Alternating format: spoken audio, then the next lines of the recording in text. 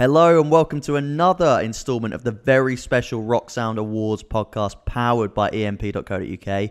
I'm Will Cross, junior editor at the magazine and the host of our regular weekly Friday podcast. Before we do anything else, in case you don't know, head to awards.rocksound.tv right now to pick up our Rock Sound Awards bundles, 10 limited edition covers featuring all 10 of our Rock Sound Awards winners, featuring exclusive interviews and photos and posters from their Rock Sound Awards shoots, 2018 calendar, Rock Sound Awards sticker, the top 50 releases of 2017, so much to get involved with. awards.rocksound.tv. Today we've got another very special feature-length chat with another one of our very special winners. So this is the Real Alternative Award. So this goes to a band who have taken the power back into their own hands essentially and created something amazing in a DIY ethos and so inspiring. That award could only go to one band, really, couldn't it? While She Sleeps, returning with You Are We, the completely DIY third album, You Are We, building their own warehouse, their own studio, doing everything, taking it right back into their own hands and doing everything on their own again. We caught up with frontman Loz Taylor to talk all about it. So here we go. Loz Taylor, While She Sleeps, the winners of our Real Alternative Rock Sound Award, powered by EMP.co.uk.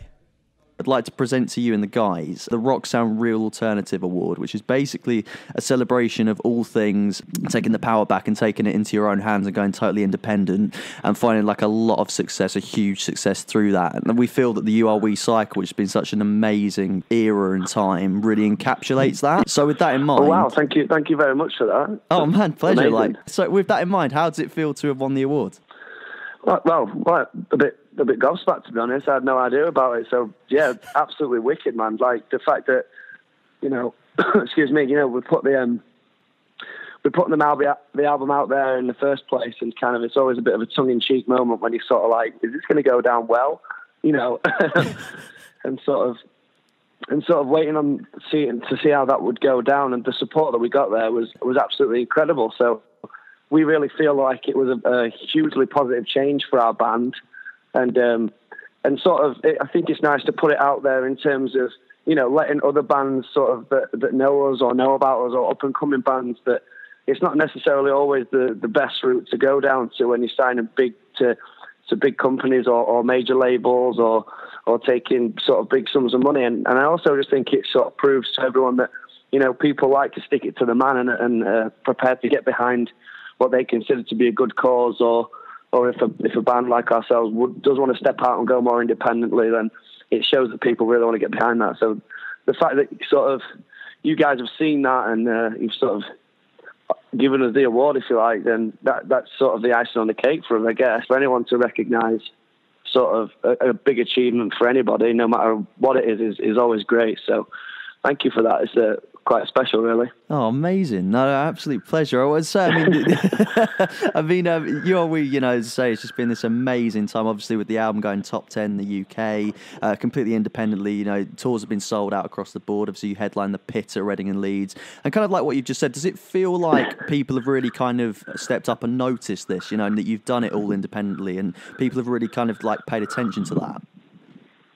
I think so, yeah. I think the majority of people that we've spoken to about this album in particular and about the way that our band is trying to move forward has all been sort of based around that. People saying, I think it's amazing what you're trying to achieve and what you're trying to, show other people that they can achieve as well. And I think also the way that the music industry is changing, I think it's going to be a big thing for people in the future and bands in the future to try and put records out like this. Do you know what I mean? I think the proof is there that, you don't always need that major labels or a lot of money to achieve something. And sort of, if you've got a fan base behind you or people that are willing to help you with that, then it shows how much you can achieve without all that all that extra stuff. So yeah, like, it's a huge achievement for us, and the fact that it worked out so well for us after all the time we spent trying to make it a special campaign, it does feel really, really special. And like I say, it was the biggest feeling that we got from it all is just how nice it is to feel like we do have a really strong fan base behind us that want us to continue as a band and continue writing and making music. And that was sort of the most eye-opening thing, because it could have always gone the other way. So it's really nice to have that, that core fan base behind us that really want us to succeed and continue being the band that sort of they know we can be, if you like. Amazing. Yeah, because I spoke to Matt a little bit about it actually on the show. So we talked a little bit. So if we go back to the beginning a little bit, we talked a little bit about the brainwash cycle before all this kicked off.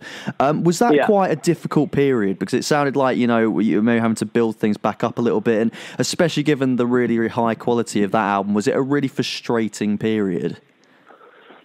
Yeah, I mean, it's all like going from album to album in the first place is always pretty difficult. You know, like you write an album that people enjoy, and then you're like, well, this is all very well, but then the next time we have to write an album, we have to kind of either top it or write an album that's equally liked by the fan base, you know. So it's always a tricky one.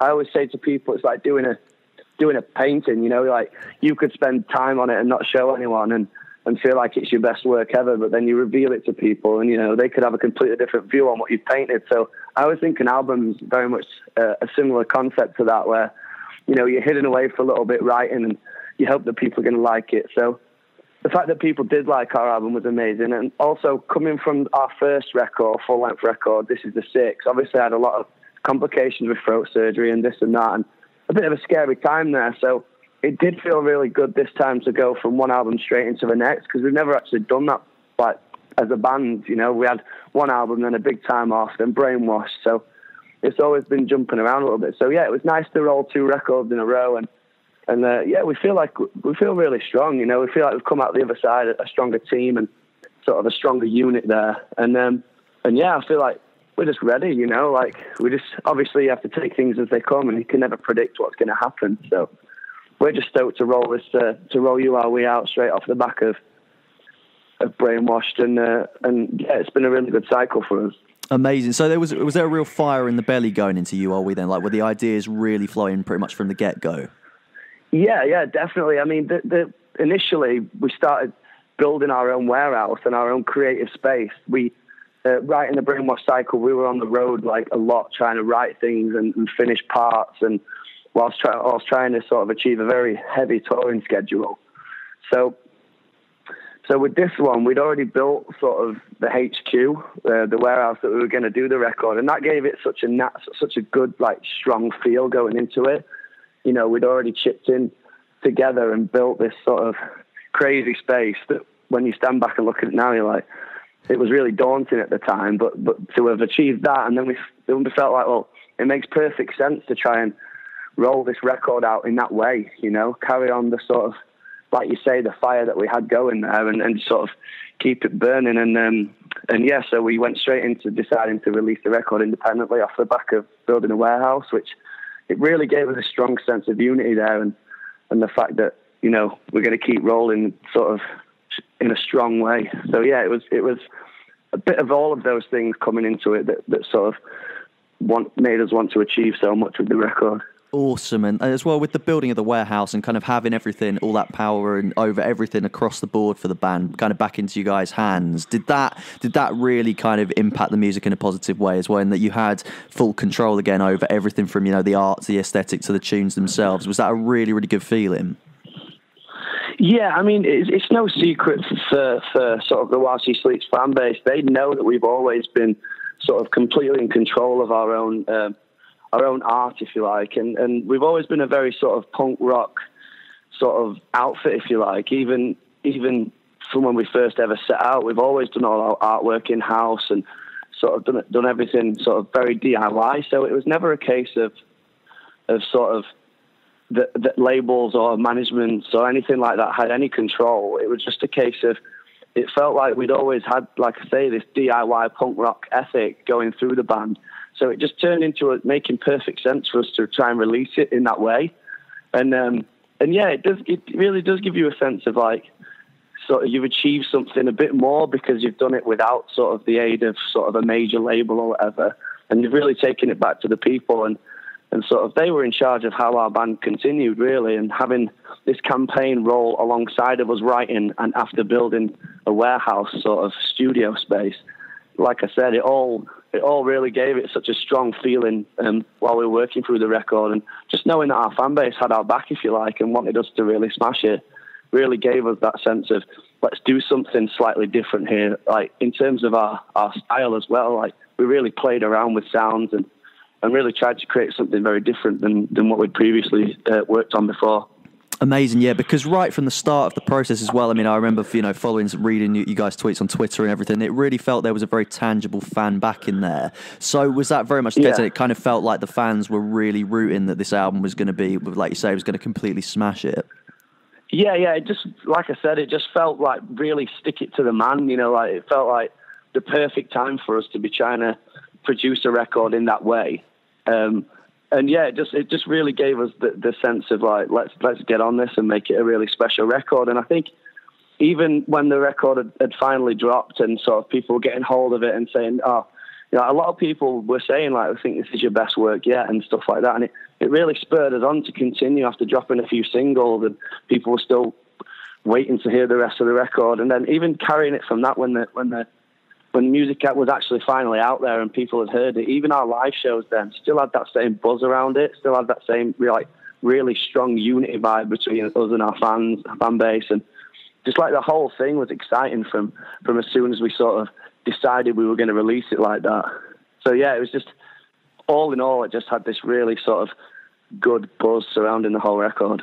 Amazing, yeah, because the album stuff, like you say, I mean, there are so many kind of left field turns for Sleeps on it, and it's a really experimental, eclectic record. Like, were there any nerves doing all that when you were creating it and putting it together in the warehouse, or was it just, with the backing of the fans and the kind of, like you say, the buzz around it, did that kind of counteract the nerves, or were there nerves at all? Yeah, I think it definitely gave it, like, it helped calm the nerves that people were behind us. I think when any band tries to slightly change a bit of direction, and it's always a big like, what will people be into this as much? Like I said, it's always for me anyway, I always get a bit sort of like, oh, is this going to go down well, like, but I'm the sort of person that's like, if we don't sound like my sugar, I'm worried that it's not heavy enough, you know what I mean? So I'm always trying to back that camp, if you like.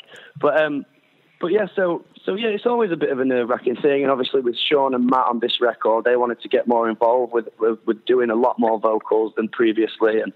And I was really open for that. And we all sort of just stuck our teeth in it and got in there and just sort of experimented a bit. And I think the bottom line is that after everything is said and done, it's kind of like we want to create the music we want to create, and we don't want to be a band that confines ourselves too much to one genre or anything like that. I think we love the idea of always keeping our fans on their toes as to what to expect from another record. And I think going into another record, when this cycle's finally over, I think we've still achieved that. I don't think our fan base or people that have heard the band really know what to expect from a new record from us. Like, it could go in any direction, really. And I think that just keeps it exciting for everybody involved. Definitely, yeah. Because as well, when the actual pledge reaction to the album went insane as well, and it completely sort of went way above expectation. It was amazing. Like, how did that feel as well? Because obviously you were still kind of finishing the record at that point. Like, that must have been amazing in the studio to have kind of see that all happening outside of it.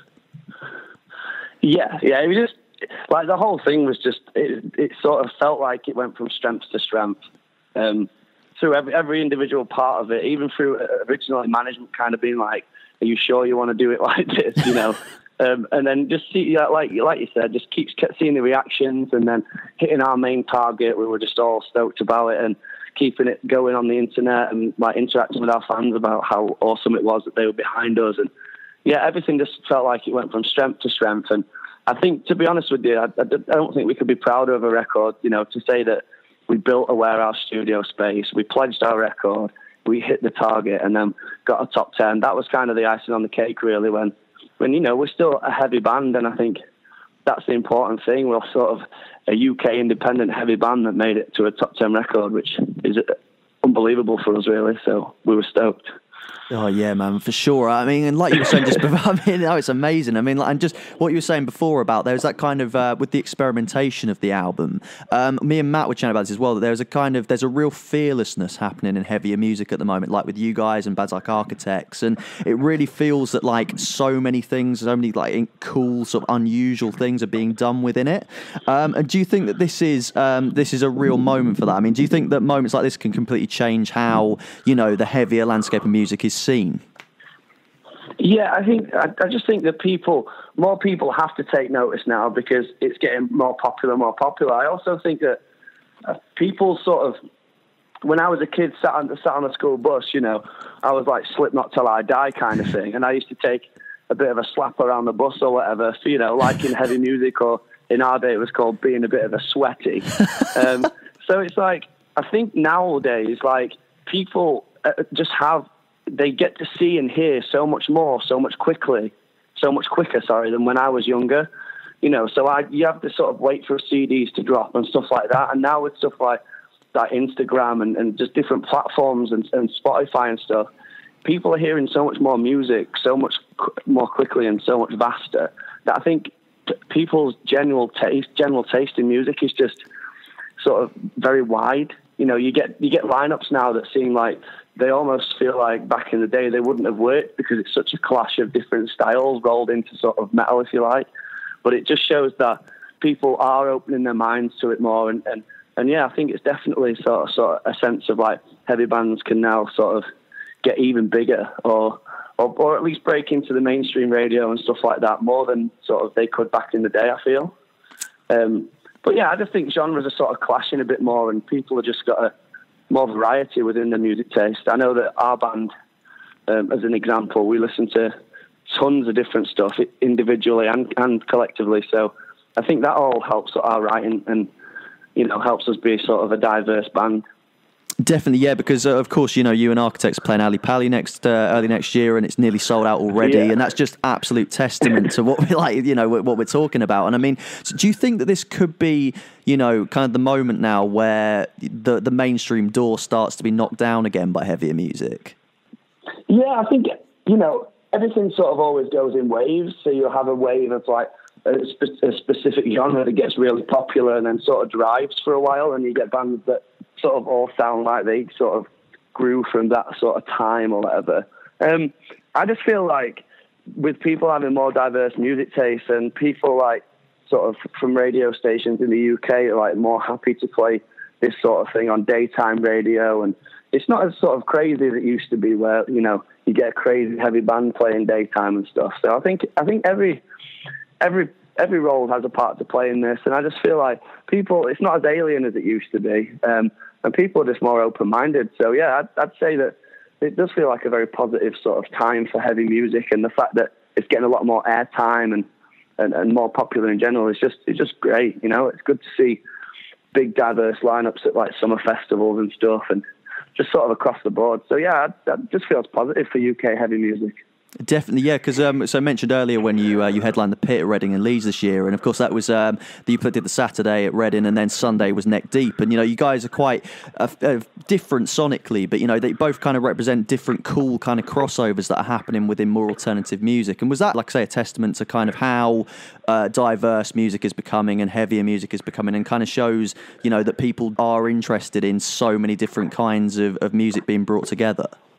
Yeah, I mean, it was really special for us to sort of turn around and be able to tell people we were headlining the Pit stage. Sort of, it's quite funny, really. I said it on stage at this year's Leeds and Reading. I was like, I've broken into that festival. I've worked the festival. I've like paid to get in, so I've been like a punter at the festival.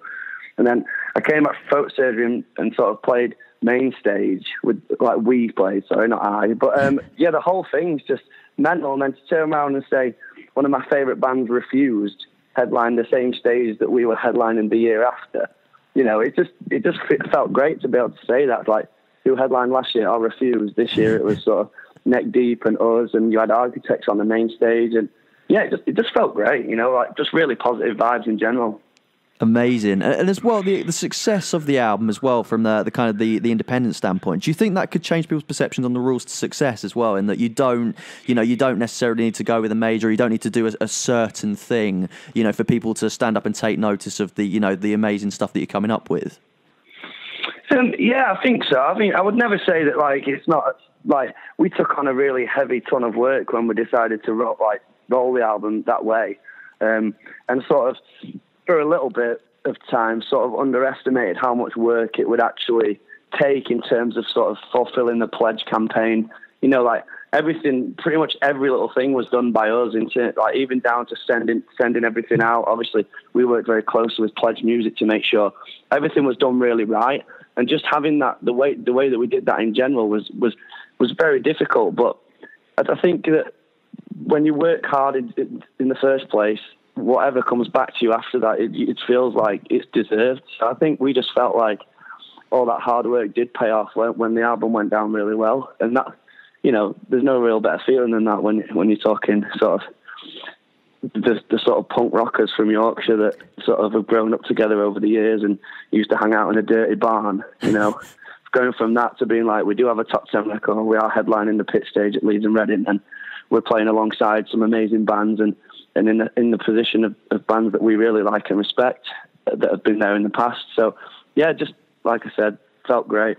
Good times. Is it a really proud moment? Is it a really proud moment as well? Because, as you know, looking back, like you say, you had a lot of success pretty much, well, not from the get-go, but from early on. The North Stands for Nothing, obviously, which is very, very loved. And then this is the Six into Brainwash. And but it's been quite, like you say, you've had to put a lot of work in across the board in different ways. Are you happy with how things have turned out now? Are you pleased that you did put in that work to be able to get where you are now and very much be standing tall as an independent band with so much success? Like, does it all kind of feel very worth it, and is it very proud?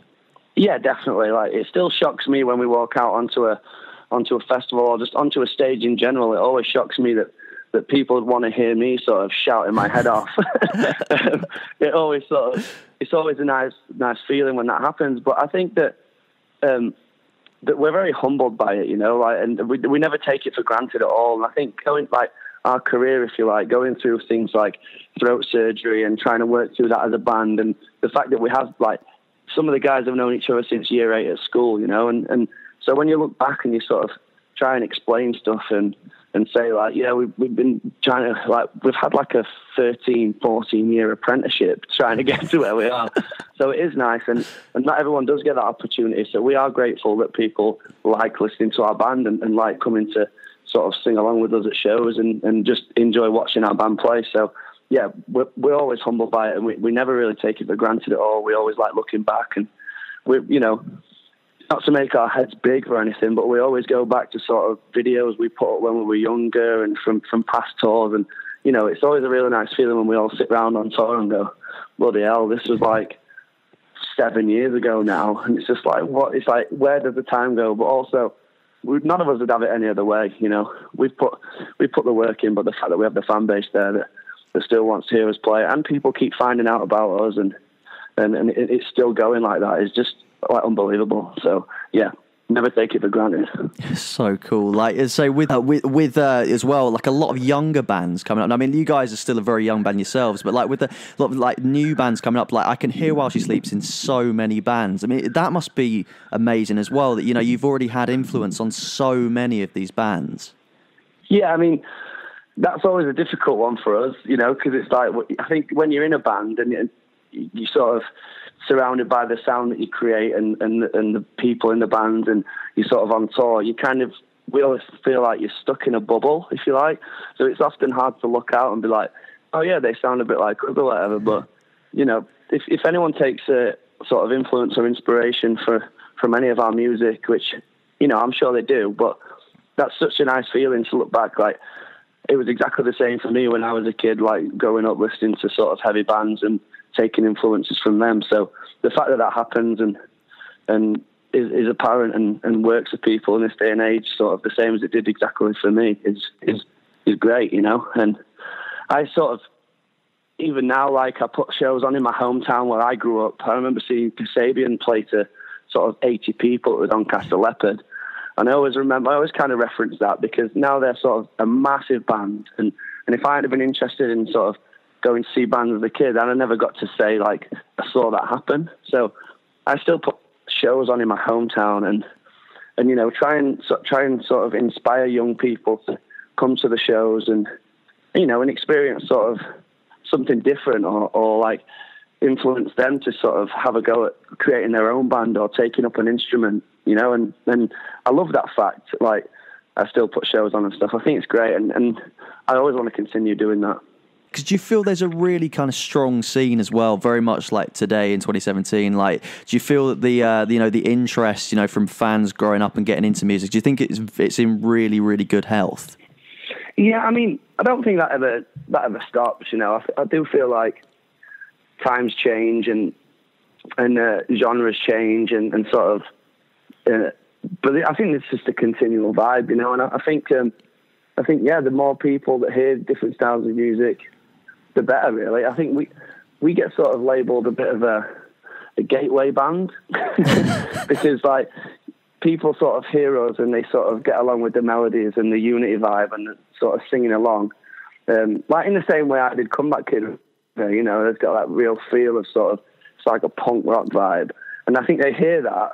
And it does open the doors for them to go and listen to like other bands that are sort of like us and heavier. A lot of people say to us at shows like, you were the first sort of metal band I got into, and now I like this band and this band. And you know, that's never going to stop being special for us. But yeah, like the fact that the heavy side of things is still very much alive, and so many bands are sort of keeping it alive is just a great thing. Amazing. Yeah, and going into 2018 as well, like you mentioned, obviously that you want to keep progressing the sound, experiment with the sound. And I spoke to Matt. He was telling me some pretty crazy things about the things you guys are getting down for, you know, forthcoming music. I've seen Sean's tweets, and it's really, really exciting. Like, is it very much going to be, the future's unwritten in what you can do with the band's sound in that regard? Yeah, I think sort of accidentally on purpose almost. It's like we've always kept sort of the genre side of things very much open, and we've always wanted to do what we want. And I think we never sort of stopped looking for different ways to sort of work in different instruments, if you like, and sort of different vocal styles, and sort of like move different things into place and switch them around. So yeah, I think that it's very important for us as musicians to carry on doing that. And yeah, like you say, Matt says, we're always like messing around with like funky instruments and trying new things to bring into sort of our metal sound, if you like, to sort of change it and be different from a lot of other bands. And I think without like sounding like up our own arses, I don't think there is another band out there that sounds like While She Sleeps. They might have elements, but I don't think there's another band that sounds like us. And I think that's what keeps our fans, hopefully, coming back. You know, like I think, like I said, you don't know what to expect from the next While She Sleeps record, and that's sort of exciting for everyone that's involved, from us to all our fans. You know, we want to keep that going, definitely. Definitely. So going into 2018, and then, you know, so whenever we do end up hearing new music, it's very much, it could be completely different to you, are we? Like we genuinely don't know what to expect. Yeah, like we don't yet, but I can guaranteed Sean absolutely loves writing, and I've already heard some things that he's sort of playing with in the studio, and I'm sort of writing lyrics already, and yeah, I'm sure it'll be another exciting time when people start hearing some new bits and pieces from our new record. Obviously it's still very early stages. Still feel like we're sort of coming down off You Are We, really. Like that cycle's definitely not over for us yet, but yeah, we are already writing, and yeah, hopefully it'll be another exciting time for everyone involved. Amazing. So yeah, just to finish up, like, was that kind of, because you guys very much still are on the You Are We cycle, and that's still very much a thing, like, is it just that buzz, it's just that excitement and that fire in the belly that you've got, that you just want to keep writing, basically? Yeah, I mean, I've found it hard to keep up with the guys, to be honest, because they love it. Do you know what I mean? They really love writing, and Sean's constantly writing riffs and stuff like that. Sometimes I like to have a bit of a rest from writing lyrics, because when it comes to sort of the end of an album cycle or whatever, you can, for me anyway, I get quite exhausted of trying to pull sort of lyrical content out of my head. I don't find it always very easy to sort of pull lyrics out and write down exactly how I'm feeling. So it often takes me a little longer than majority to sort of get that down onto paper and sort of turn it into songs, if you like. So I always like a nice sort of a bit of a breather between album cycles, just to sort of regroup and sort of collect some more thoughts that are going to go into the next record, you know. So I'm enjoying sort of seeing how this album's gone and getting to grips with that in a live sense. So yeah, the guys have already started writing pieces of music, and yeah, and it sounds really exciting. So I'm gonna get on my lyric game pretty soon. Amazing, man! I cannot wait. Just a final question. Do you hope that that bands take influence in the sense that, you know, you guys very much have taken your sound and honed it and crafted all these amazing things from it that don't sound like anything else? Do you hope it kind of gives bands that inspiration that, you know, being unique is essentially the best way to go? Yeah, I definitely, kind of glad you asked that. I definitely think that in this day and age with computers and stuff like that, it's very, very easy to sort of replicate another band's sound nowadays, especially with like things like Kemper. You know, you can literally click a button these days and sort of bring up a sound that another band plays, or, you know, it's very easy to sort of find that. So yeah, I do kind of hope that our fans do think we are different to a lot of bands. We definitely feel like we are. And I do hope that sort of pushes them into sort of, you know, just kind of being themselves. You know, just because a certain genre of music or a certain band or certain style is big at that moment doesn't mean that you can easily replicate it and you'd be just as big. So I do hope people continue to really experiment. And I think if you look at sort of a lot of the big UK heavy bands, they do sort of have their own sounds, and that's why they're there. So yeah, I would urge everyone to just experiment, be themselves, and don't be scared to be a little bit different. Yeah, so that was our chat with Loz from While She Sleeps, the winners of our Real Alternative Rock Sound Award, powered by emp.co.uk. So great. As I say, Loz is so honest and he just chats completely from the heart. Absolutely brilliant. So don't forget, head to awards.rocksound.tv right now to order our Rock Sound Awards bundles. 10 limited edition covers featuring all 10 of our Rock Sound Awards, powered by emp.co.uk winners. Absolutely amazing stuff. So much going on over there. And check back here tomorrow for yet another feature-length chat with another one of our very special winners. The Rock Sound Awards, powered by emp.co.uk. So good. We'll see you tomorrow. Bye.